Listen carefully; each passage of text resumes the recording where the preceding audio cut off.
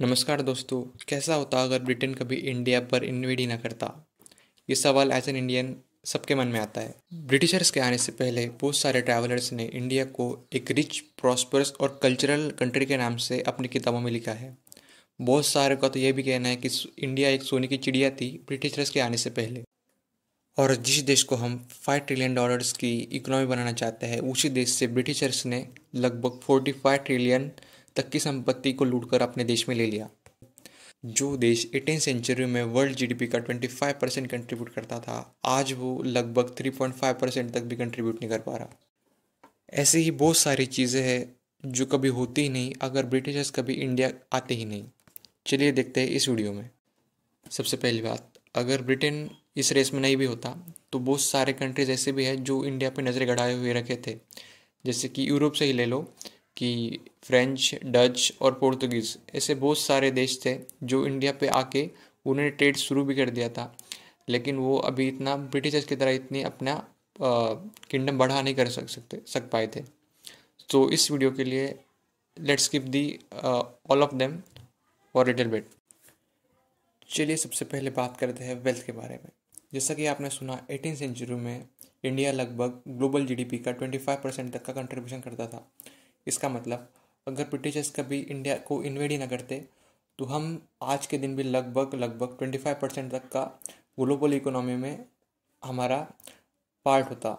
और as you know, जो ज़मीनें ब्रिटिशर्स के दौरान बहुत सारे ज़मींदारों की तरफ चली गई थी क्योंकि हमारे गरीब किसान टैक्स नहीं भर पा रहे थे, तो वो ज़मीन कभी उनके तरफ जाती ही नहीं और देश में इतना बड़ा अमीर और गरीब का सेपरेशन होता ही नहीं।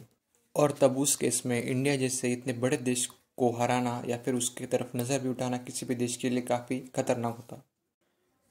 चलिए थर्ड पॉइंट की तरफ आते हैं, जो कि है लाइफस्टाइल। मे बी अगर ब्रिटेन इंडिया को कभी इन्वेड ही ना करता तो हमारी लाइफस्टाइल वेस्टर्न वर्ल्ड से काफ़ी अलग होती। मे बी हिंदी या उर्दू ही हमारी प्रोमिनेंट लैंग्वेज होती। और सबसे पहली बात, जो हमारा वेस्टर्न सा थोड़ा सा एसेंट है जो हमारे कपड़ों में, लिहाजों में या फिर बात में आता है, वो नहीं होता। क्योंकि उस टाइम हमारा ही कल्चर काफ़ी यूनिक होता, जो कि हमें बाकी दुनिया से काफ़ी अलग बनाता। तो चलिए अभी कुछ और बातें भी जान लेते हैं।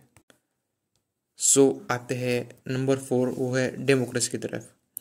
मोस्ट प्रोबेबली अगर ब्रिटिश कभी इंडिया इन्वेड ही ना करता तो शायद हम आज भी एक डेमोक्रेटिक कंट्री में नहीं होते।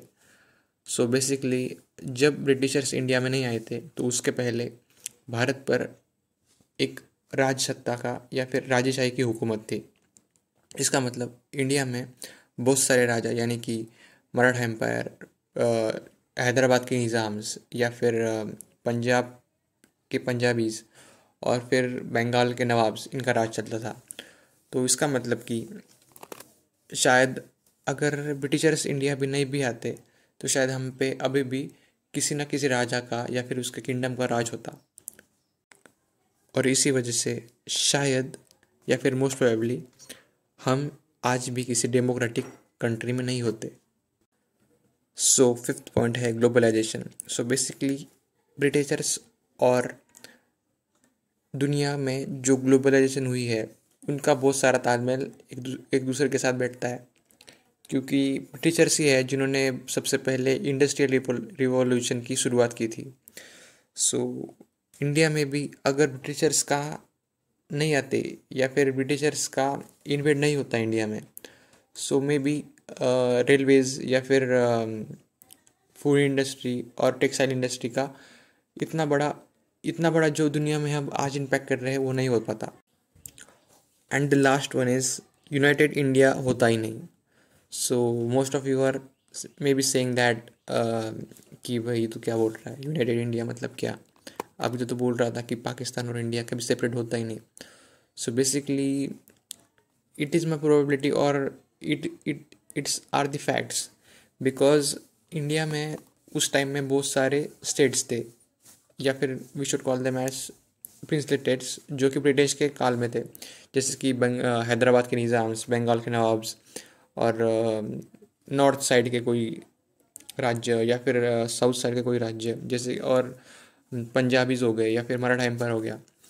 अगर अगर ब्रिटिशर्स नहीं होते तो मोस्ट प्रोबेबली अगर हम तो उनका ही एक सेपरेट कंट्री बन जाती, जैसे कि हैदराबाद का कोई अलग कंट्री होता या फिर पंजाब का एक अलग कोई कंट्री होता, मराठास का कोई अलग कंट्री होता। ऐसे ही पार्ट्स इंडिया में पड़ जाते।